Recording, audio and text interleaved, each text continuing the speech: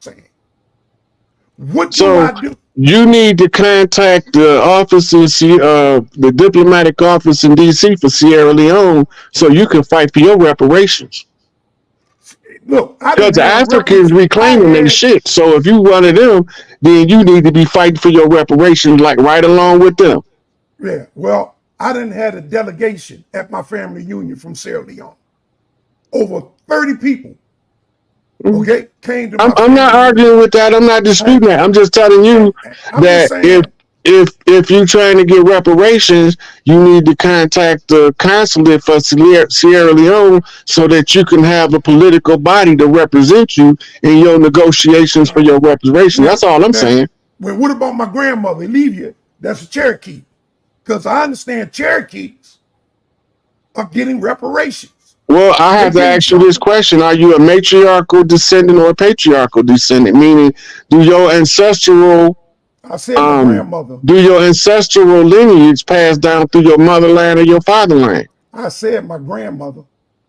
So then you can't fight for your Sierra Leone's reparation and fight for your grandmama too, because you're gonna have to choose. Why can't I fight for both? Because they both are legitimate. Why can't they both may be legitimate, but they only can pay out one claim. Why is that? I disagree with that. Well, for the you got a right to disagree. And I can help try to get us to understand that our ancestors left us a structural system that if we remember our culture, we don't have to ask nobody for shit. We tell everybody where they belong on our land. They don't tell us where we belong. They don't ship us off to plantations and call them reserves. Them people have nothing to do with us collectively. Those were people that was made native by presidential orders. That don't make them organic to the land. And so as soon as y'all get that through y'all head, we gonna make progress at lightning speed. But the process is slow because we have to wake up a certain percentage of us to activate our motherline's matriarchal right to bring back in the great law at the close of the old age and the dawn of the new age. They told us everything, and I've drug all of the secrets out in the open because I was asked to by a series of chiefs that preceded me. Now, this shit ain't no secret no more. It's the cognitive dissonance and rationalizing the information that's the problem. Right? So, I know what I'm doing to help us, but don't nobody else have to know. Because it might be, it's a possibility, it's above their pay grade and their spiritual rank in order to know what I'm doing. Because this shit is complicated for me and I'm actually doing it. So for somebody who don't have the same spiritual guidance to the same level, they might think I'm crazy for 20 years after they figure it out. Because I would have had to be crazy to see all this shit for what it is. Because the only sane person in the insane world is the crazy motherfucker.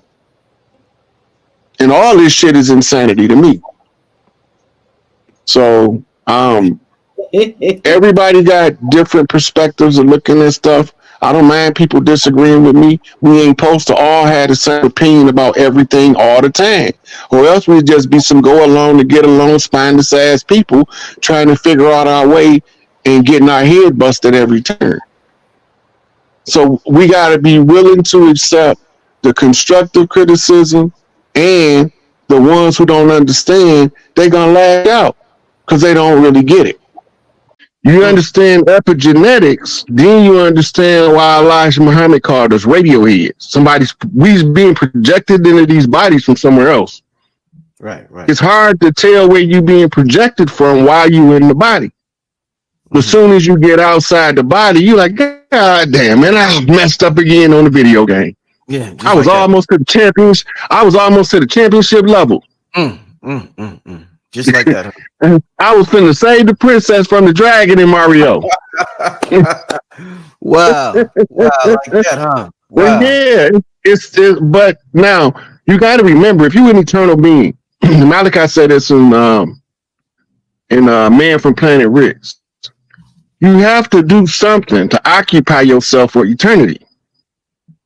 If you go to India, they have historical records with whole cycles cataloged, thousands and thousands of different, what they call great year cycles, right? The record is always here, but sometimes we scatter the record out for a cannonball run. You know what cannonball run is? Yeah, yeah. That movie? Yeah, yeah. Scavenger hunt. Hansel and Gretel pick up the breadcrumbs, the water washed them away, but the energy's still there. Right? So you put down a different type of breadcrumb that don't dissolve in the rain. Right? It's an energy field. And none of this stuff new to us. We did this before. We did it so many different ways that now we acting like we haven't done it before because the particular types of conjures being used to strip the memory. Right? Like, you want to play that Dr. Clark video so I can show some of what I'm talking about? Yeah, let me. Give me 1 second, y'all.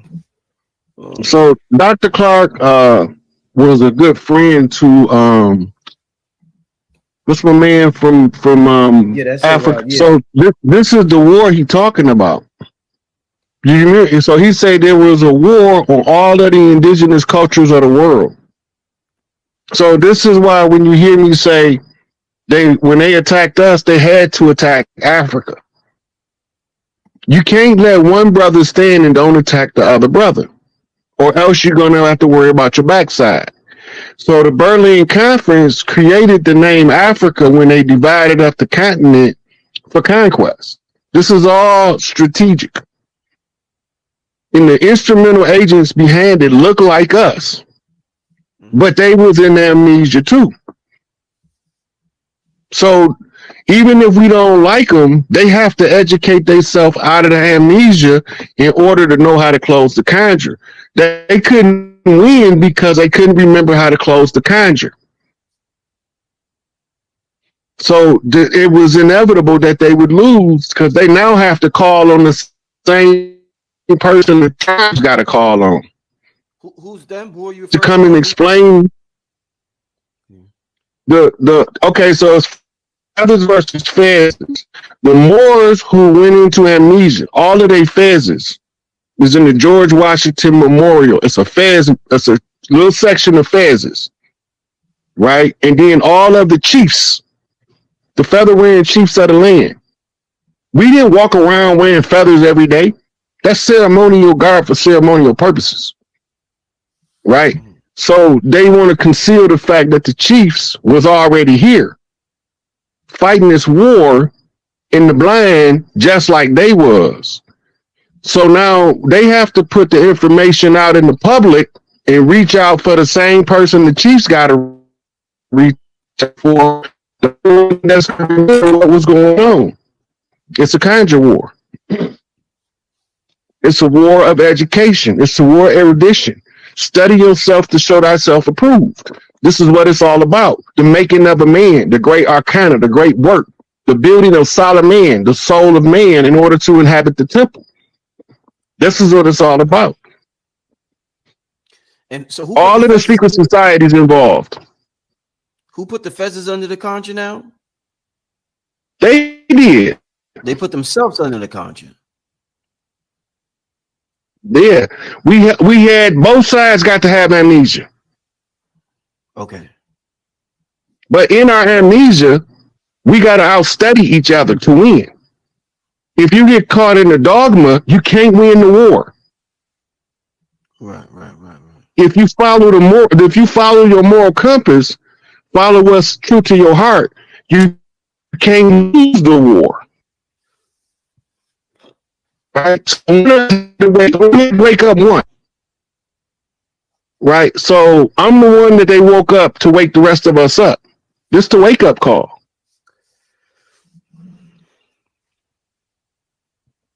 So what God? So all of these secret societies in it.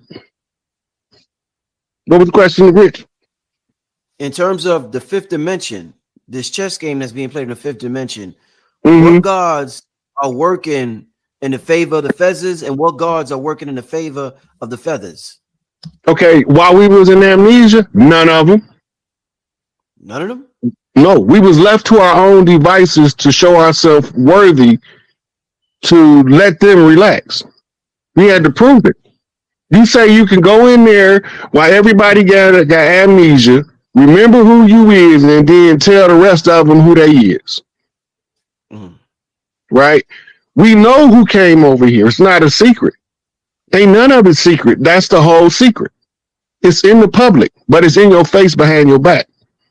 They play it in the movies. They write it in the novels, put it in magazines, tell it to you in the music. Everybody tell you just a little piece, though, because everybody can't see the collective. When you see from the, okay, what is the purpose of everything you looking at? Everything got a purpose. Ain't nothing haphazard. Mm-hmm. Everything from your cell phone to the tree outside was meticulously crafted by somebody, somewhere at some point. The flora and fauna of the planet is drawn from the catalog called the Voynich manuscript, and that's why they can't translate it, because the language ain't Earth. Mm-hmm. Right? But it's like a Sears catalog to populate the Earth with new flora and fauna to create a paradise. Mm. Right? So when you're looking at all of these ancient texts, you realize that all of this stuff is constructs of the mind that we go through in cycles of trying different things in order to not be bored for all eternity. Yeah, I was about to ask you, Rod, in the movies, that shit is like a curse, being an eternal being. That shit is miserable. I think the vampires, or whoever these people are in the movies, they be wanting to die, Rod. They be like, oh, I'm still here. So, I mean, death is an illusion. They know death is an illusion, though. Anybody that's death is an illusion is only real in the game. When you're not in physical form, death ain't real.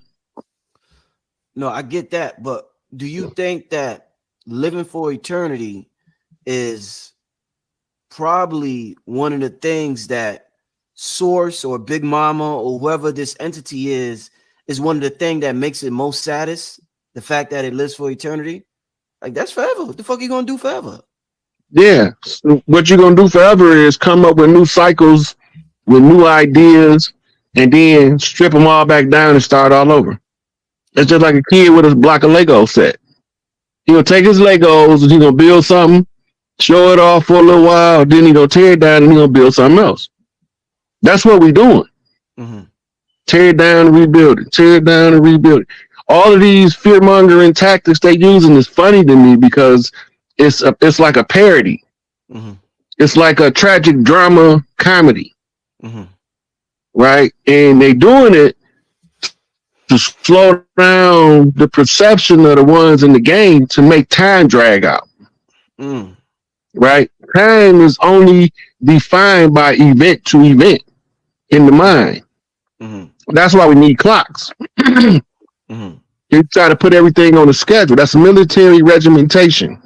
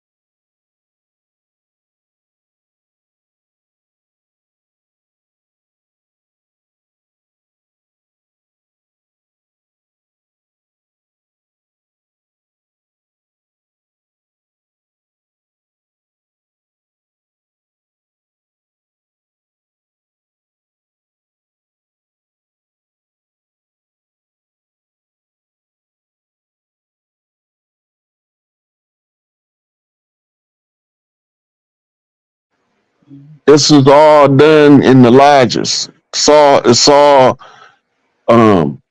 blueprints to an exit strategy. Mm-hmm. So when you see the George Washington statement about the 200 years, we wouldn't know which side of the water we from if they take the fezzes from the Moors and the sandals from the chiefs, right? So that group of chiefs are now here reclaiming everything in what we call their descendants. So it comes down, they say beef is inherited, and they're telling you that for a reason. So the totem chiefs come back at the end to fix all of the problems and to restore the tribal mothers back to the land. And we work from different fields based on our ability. Everybody not supposed to do the same thing. Because if everybody do the same thing, we couldn't get nothing done. So everybody not always supposed to agree. Because if everybody always agreed, we wouldn't get nothing done. Right. It's through the disagreement and the contention that the truth surfaces above the BS. Okay. Right? So Sabir Bey know he tribally from this side of the ocean. And he know it's dirty Moors. All of the Moors know. If you say, what do y'all call certain Moors dirty Moors? They tell you, yeah. Yep. They do it themselves because they have to identify all of the infiltrators in their ranks. This is how we know if we infiltrated or not. Because we expose in our ranks who is who. And then when somebody is acting different than who they profess to be, they're not us. They invader and they're an infiltrator. Right? But you have to know the MO, the modus operandi of the ones who's doing the infiltrating, what they here for, who sent them, right? So once you understand that, then you say, well, what strategies is common for these people? What do they use to win in their wars? And this is what they will be using against us. Their greatest tool is called deception. Right. False narratives and misleading dead ends. So when Noble Ali said get a good Moorish education, he didn't mean to stop with the pamphlets. The pamphlets were just some codes. It's all data codes. Right? It's certain stuff he say in the pamphlets that lead you to a broader spectrum of research if you know what you're looking at. Noble Ali was native over here. But he had to find out what was going on the land. If you don't know what's going on, there's no way to fight for freedom if you don't know what's really going on versus what it looked like on the surface. Right. I mean, you have to dig in places that other people are not going to look.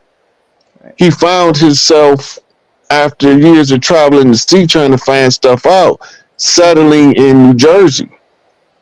This is where he encountered the Moorish Zionist temple. Right? So when he found out the conjure that they was maintaining was the 200 years George Washington conjure, he said the only way out of this, the chiefs need to know what's going on behind the scenes. So he had to put the Masonic secrets in the public domain. And this is why you see a lot of sensationalism in our art, because that's how we express an idea. A picture is worth 1,000 words, but a word is just a word. Right? So we can tell more through art and artistic expression in one sentence than we could in a whole book. Here at the beginning, but I told Sister Freedom, I said, I'm a Pan-Africanist too. Really? But from my understanding of Garvey's teaching, we were supposed to form a world's confraternity. Right. And from that confraternity, they're going to tell us where we from.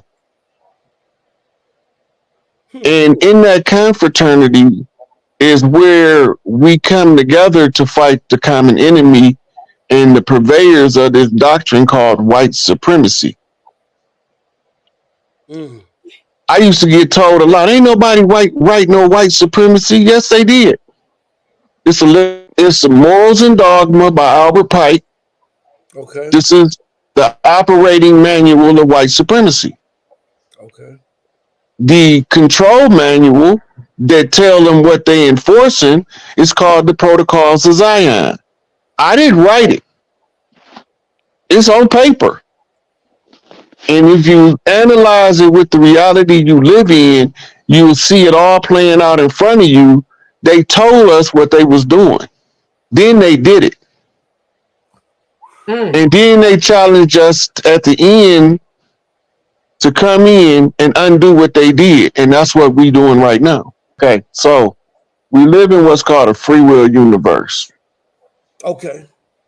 And when two free will people encounter each other, the only way one can override the other one's will is by overt force or by deception. So they use the law of the jungle first.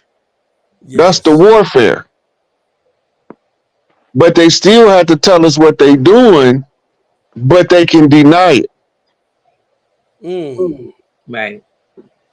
So the so-called leak is fulfilling that fact that they have to tell us what they're doing to us before they doing it and while they doing it, because at any time we become aware of what they doing, we can stop it.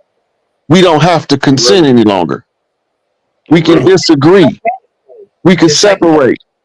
But as long as we going along to get along, they're using our God power to their advantage. You hear me speak on raising the matriarchy a lot. Oh, but yeah, exactly. The reason why I don't speak on the patriarchs, because I don't have to tell a man when he see a woman in her feminine self, he gonna already boss up. He know that he had to be his best self if he wants that one. Right? He can't, the girl of your dreams, right? The girl of your dreams, when you see her in your physical form, because she didn't fulfill her divinity as the earth angel, you don't want to be at your lowest when you encounter that, because you don't feel like you would have a chance to capture the girl of your dreams. So you're going to have to be a man. The kind of man that every woman wants is the man that every woman wants. Woo! So let me interject. Let me ask you So this. I don't have to focus on the brothers. When these women start being feminine again, and they start loving on each other again, we gonna say, hey man, y'all, I ain't going in there with my pants sagging down, my ass hanging out, because them sisters right there, they ain't regular.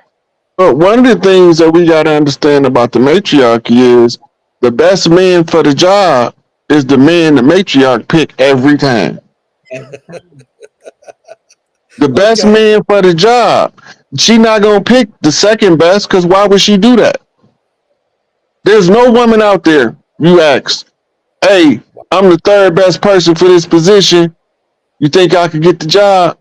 She was like, well, who's 2 and 1? Right, that part. She don't want the third best, the second best. She want the best. That's just the rule of the matriarchy. And if you are a leader as a man, right? When you go on, you have to have a destination, first of all. My destination is raise the matriarchy, restore the great mother. That's where I'm going. Now, my cause of action is to restore heaven on earth by putting the great mother back on her seat. If I can be successful in alerting the people to the return of the great mother, in the restoration of the great mother back to her proper position, and the women start to heal, I'm gonna be fine after that. I don't need no more. But the rest of the purpose of my life after that is work the fields with my mother, with my hands, with my sons. She the Right. first. So why But wouldn't you want to let her? my mission is to raise the matriarchy. I know that the men gonna see it because they didn't want to listen to me when I tried to tell them about it before I started teaching the sisters. This is the part you didn't know about. I was teaching the men. I only been teaching the sisters 5 years. From the day I started getting knowledge, I've been teaching the brothers. Right? So now it's time for me to do what Elijah told me. 85% of the work is with the women. And the women bring them in. Let's And Okay. be then clear. First and teacher. then Noble Drew Ali say The we here woman, to the feminine uplift. brings that. Yeah. Noble Drew Ali say we here to uplift fallen humanity and who's fallen humanity. Or colored was also based on the false and racist understanding of race. Because there is no race, that's the only race is the Conjure War.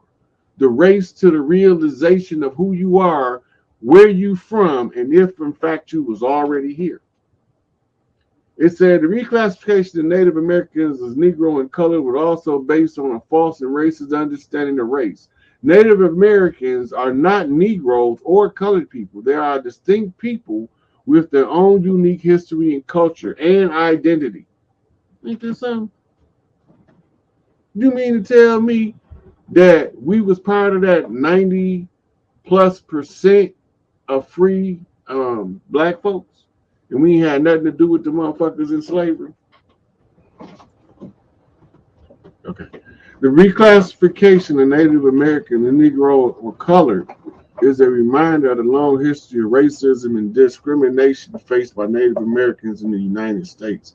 It is important to remember this history and to work to overcome the legacy of racism and discrimination that Native Americans continue to face. Right?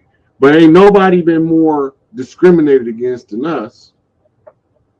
And they telling us who we is by not addressing the issue of who we are. Right?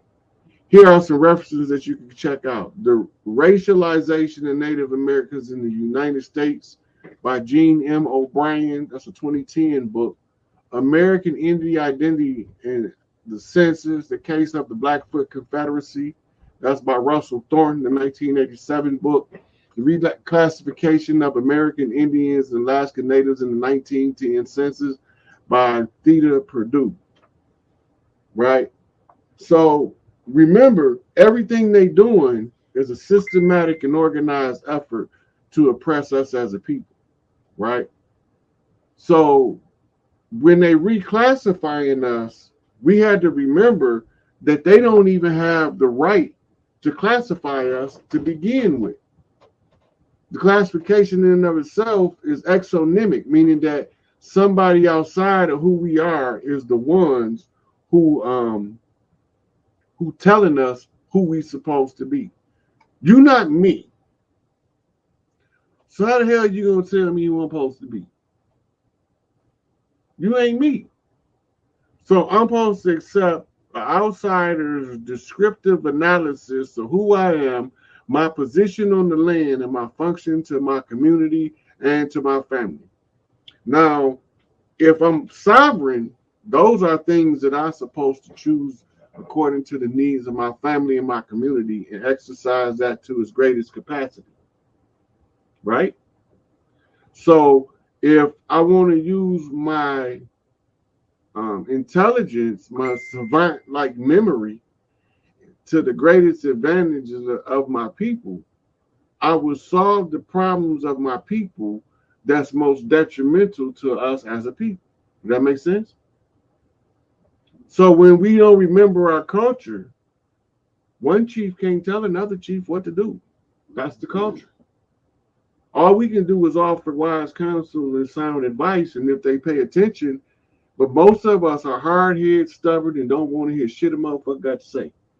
Because those are the natural characteristics for a chief to be able to hold on to his chief seat. You got to have that shit to hold on to your shit.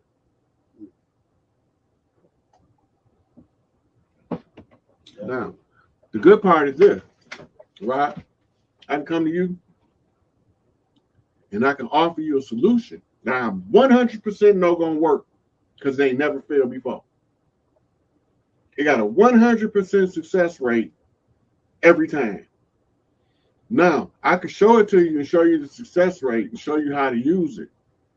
But if you don't believe in what I'm showing you as a chief, now I got a right, if it's going to work, to prove it to you by doing it on your behalf. But I can't do it until you tell me you can't figure it out. You can tell me straight up, or you can tell me by action and deed, or you can tell me indirectly by innuendo. But as soon as I'm clear that you don't know what I'm doing and how I can help you, now I have to show you what I'm doing to help you. And the result is you got to be able to receive all of your benefits that I said you were going to receive. And they want me to go over what I'm looking at, what I see. I'm not going on nobody's platform for them to try to convince me that I wasn't already here before them motherfuckers came. If somebody want to do that, I'm not. That's what I'm not interested in. Other than that, if they want to know why I'm not African American, I'll discuss that. If they want to know why I don't mind being called black, but I'm not black, I can address that. That's my black gorilla connection. That's my link to the belligerent clans who's playing defense against the so-called white man in the white man's world, in the white man's game. The white is the attacker on the chessboard. Has nothing to do with the pale face skin complexion, and they've been taking all of the weight for the black hand, the secret Negroes behind the scene. The great mother ain't on her throne. That's when humanity fell. You're right. You're right. So if we uplift fallen humanity, we all go back to being humane to one another. We stop allowing people to train our children and hypnotize them into believing that they're an alternate gender from what their mama produced. Wow. Right? This is a concerted effort of warfare used against us to influence our children. It's part of something called a gay agenda. Yes, sir. If Yes, sir. we first have to regain control of our community, put the great mother back on her throne, and it's automatic. We automatically start reorganizing the communities. Wow. You know what? I used to listen to my big mama tell my mama stuff about me in my future. Shirley, now you see this one here? He sees things. You need to pay attention when he tell you something. I used to give people the lottery number till they started exploiting the gift, making promises to a little kid and not keeping them. If I hit the number, I'm going to take you shopping. They knocked the aluminum siding out the number and forget if they never take me shopping. Wow. So the gift turned off. Section from exploitation. Oh. Okay. So, first of all, we was prisoners of war. We weren't slaves. The slave narrative was told to conceal the fact that we was prisoners of war at home. Second, the Trail of Tears was a swap out of a different group of people that they brought with them as servants to replace the tribes. Those cities that's predominantly us in the South is that way on purpose, because a lot of them was villages before they were cities. And we had settlements down there as they ousted us on the Trail of Tears and continued on with the imposters to settle on the reservations.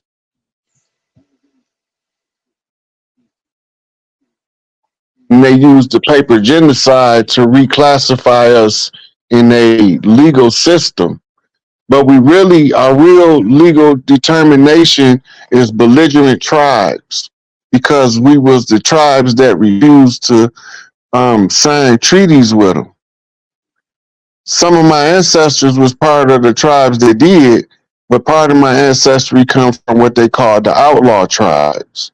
The outlaw tribes is the ones like the Mississippians who would never agree to any of their terms because they would have knew they was lying, right? So they didn't never trust them to sign anything, and they wanted us to surrender land, and that's to us like selling your mama. They believe in selling their mama and their children. We don't. That's the difference in how you know them from us. They just, whitewashing history so that we would think that the pale face is the enemy. While these, So, do you know who Laurent Kabila is? No. Let's go to Google and see who he is. Okay, go ahead. But when they lifted the U.S. You want to roll this video? Huh? No, you ain't got to roll it. We seen him. Oh. We see who he is. All right.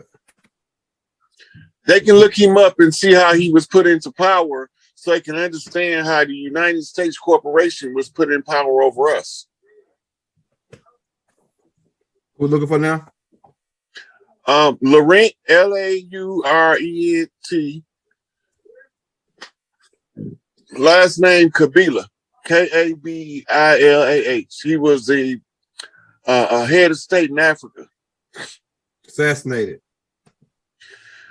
When this was the first head of state to die, when the moratorium by executive order restricting the assassination of heads of state, Laurent Kabila, he the bald head dude down there with the green shirt on. Yeah, him where you was pointing at.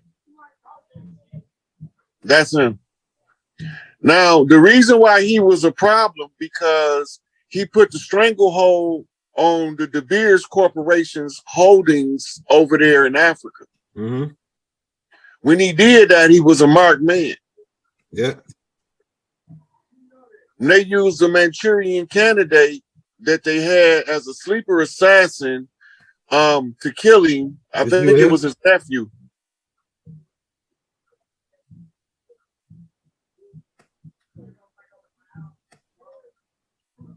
All right, go ahead. You going in, man. You telling me some you cracking fucking the form. You going into their phone, the shit they talk about on the phone. Yeah. Okay, now the reason why this is a big deal is because the CIA hypno assassin program through MK Ultra. And he was on their list of heads of state to be neutralized in Africa. Right? The same thing, America assassinated another head of state in Africa named Patrice Lumumba.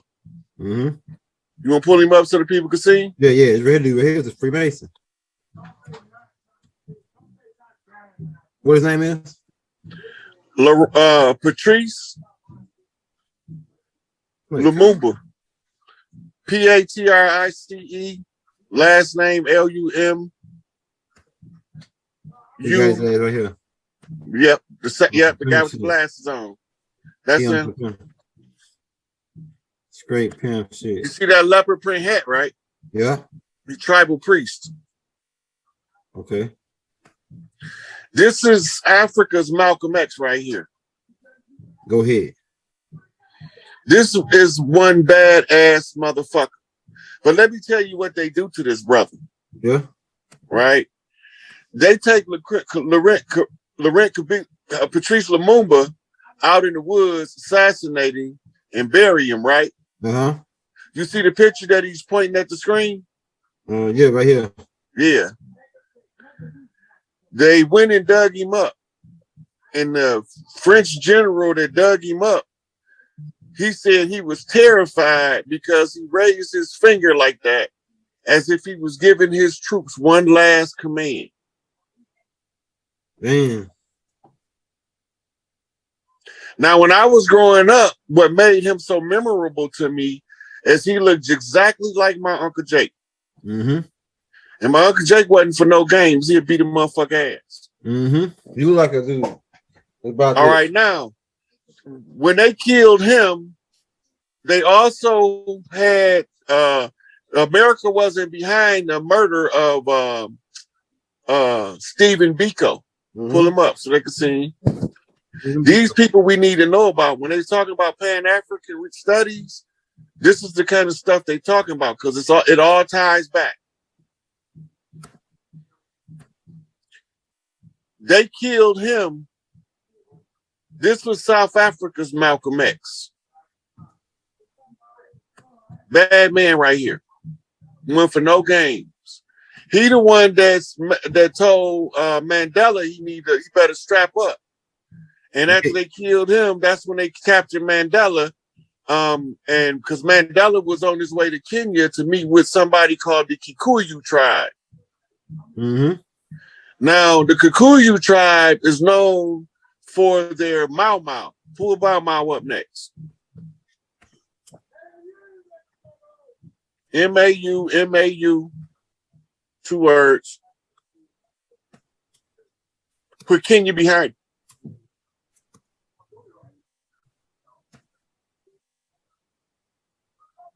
You see that brother standing right behind Jomo Kenyatta on the last picture at the top? Right here? Yeah, click that picture. All right. He was the field general. I always forget his name.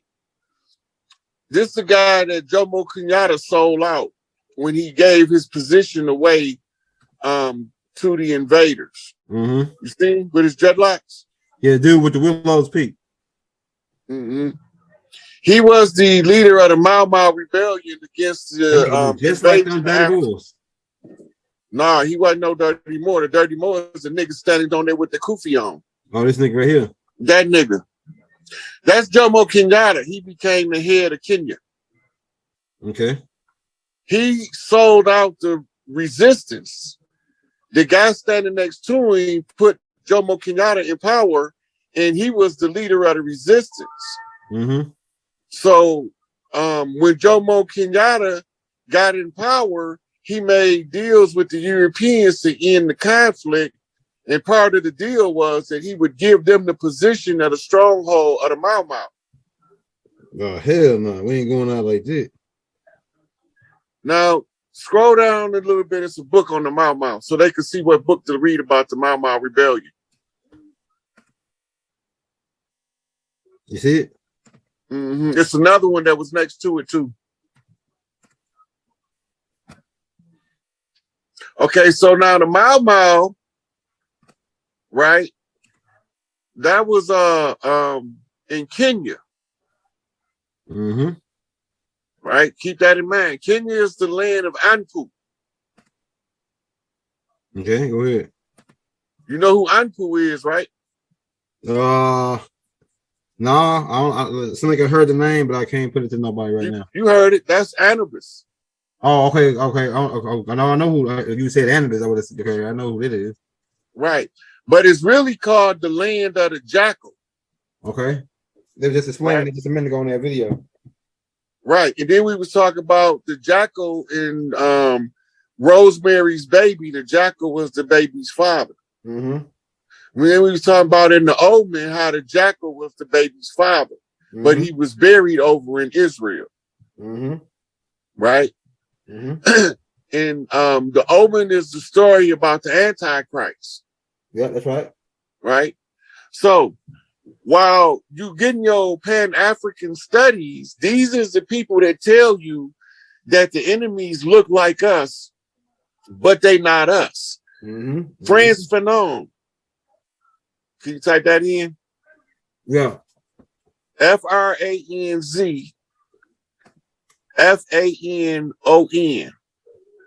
Right? He in another part of Africa, I think he was in Sierra Leone, fighting the liberation struggle there, or either in Algiers. I can't remember which one. What his name is again? Made me forget his name. France, Franz, and then his last name is Fanon, Fanon.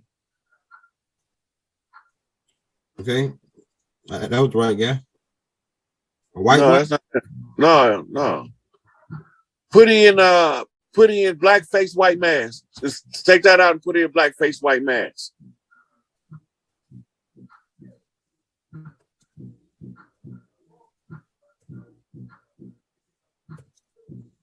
Check with the audience, young girl, to see how they doing over there. Make sure we ain't boring them. Yeah, it's almost time. We already over the time already, but it's all good. See that black and white book right there with the writing on it? Yeah. Click on that. You see the name, Frantz Fanon? Mm-hmm. All right. And there's another one, a guy named Walter Rodney. Walter Rodney was a psychiatrist. Now we talking Pan-Africanism. You see what the title of that book is? Black Skin, White Mask. Walter what? Rodney, R-O-D-N-E-Y.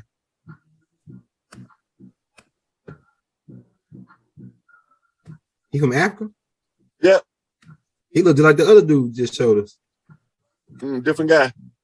No, but they look like they could probably be like, You see where it got a quote of him at right there? Get the one with the quote on it. Because he be saying some dope ass shit. All right, I got it. Yeah, we already over the time limit though, so yeah, I'm just gonna show them up what the people look like we talking about. Okay, I got you. Right. So this in the Pan-African studies, and they giving us all of the issues that they face with over there to match to the issues we face with over here, and then make adjustments for the cultural difference between the two. They tell us that we from over here and that the motherfuckers that's invading them are the same people invading us. Wow. So this is what the Garvey confraternity was all